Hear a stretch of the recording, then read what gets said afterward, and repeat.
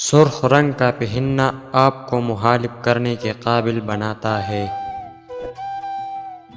اگر آپ منفی خیالات کو لکھ کر کوڑی کی طرح پھینک دیں تو آپ کا موڈ بہتر ہو جائے گا۔